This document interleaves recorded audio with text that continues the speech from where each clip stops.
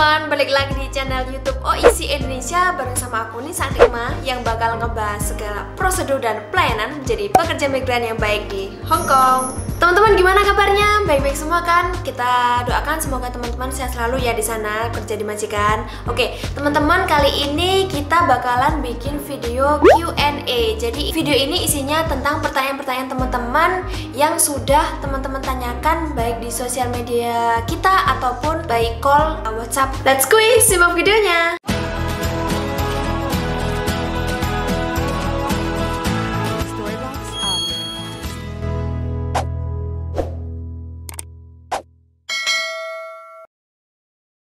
Oke, ini pertanyaan pertama yang paling sering teman-teman tanyain kepada kita ya. Ada yang nanya ini teman-teman, C mau tanya kalau terminate atau break kontrak tapi sudah ada majikan baru, apa harus pulang ke Indonesia?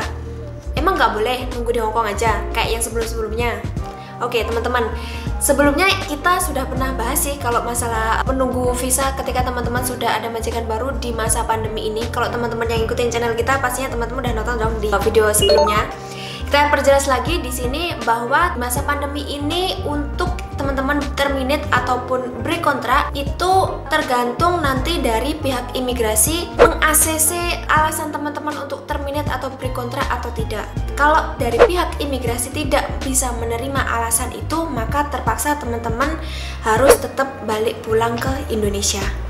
Jadi teman-teman nggak bisa tunggu di Hong Kong. Masih ada beberapa case itu sudah dapat majikan baru, terminate atau break, tapi masih bisa nunggu visa di Hong Kong. Tapi semuanya tetap kita balikin lagi, tergantung kebijakan dari imigrasi. Ke pertanyaan kedua teman-teman. Pertanyaannya yaitu, halo Cece, hai juga, Bobo baru saja meninggal dunia.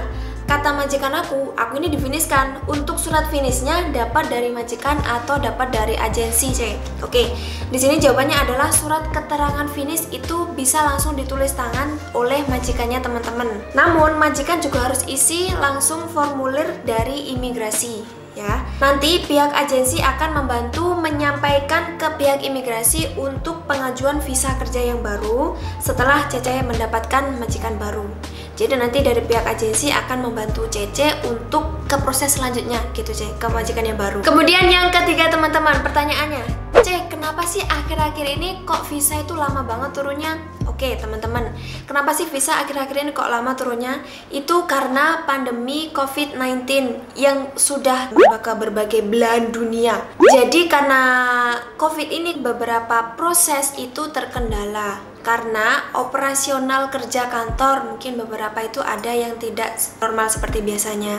Jadi itu menyebabkan prosesnya tuh nggak lancar gitu loh, C. Tapi kemarin itu dari pihak imigrasi sudah mengumumkan bahwa akan mempercepat proses aplikasi visanya teman-teman kayak gitu. Jadi nggak perlu lagi nunggu lama-lama. Ya mungkin kalau biasanya 1 bulan, mungkin sekarang bisa nyampe 2 bulanan lah, C. Tapi itu bisa dipercepat lagi. Ada kok kemarin itu yang kurang dari 1 bulan juga udah turun. Jadi pihak imigrasi sudah mengupayakan kayak gitu. Jadi teman-teman mohon sabar ya. Selanjutnya Cece, pertanyaan keempat. C, jadi aku punya pengalaman di blacklist dari negara A. Apa bisa cari majikan lagi? Kalau bisa syaratnya apa ya? Jadi perlu teman-teman perhatikan, kalau yang namanya udah di blacklist di negara A, B, C, D, Z, itu nggak akan bisa balik lagi ke negara tersebut. Tolong dicatat dan diingat-ingat. Apalagi kalau teman-teman punya riwayat di negara tersebut tuh teman-teman pernah sampai di penjara, pernah karena kasusnya itu kayak mencuri ataupun bikin kasus-kasus yang dari negara tersebut itu nggak bisa ditoleransi kayak gitu loh, yang menyebabkan teman-teman sampai di blacklist. Intinya kalau teman-teman sudah dapat catatan hitam di negara A, B, C, D, dan Z itu seterusnya, itu teman-teman nggak akan bisa balik lagi ke sana. Makanya kalau sering kali itu ada teman-teman yang daftar ke kita itu tanya, kalau saya pernah di blacklist di negara ini, gimana saya bisa daftar apa enggak gini-gini. Kalau untuk balik lagi itu nggak bisa, tapi kalau untuk ke negara lain masih bisa diproses. Jadi tolong diusahakan teman-teman jangan berbuat kesalahan. Kalau ada peraturan diikutin, jangan disepelekan. Karena kita di negara orang, kalau udah di blacklist, ampun Bang Jago. Ampun Bang Jago. Lanjut pertanyaan ke-5. Kalau mau cari majikan tapi mau pulang ke Indonesia dulu, boleh nggak sih? Bisa nggak sih? Oke, jadi jawabannya adalah bisa. Jadi teman-teman tetap bisa tunggu visa di Indonesia, tapi syaratnya teman-teman harus diskusikan dulu dengan majikan baru teman-teman. Karena apa?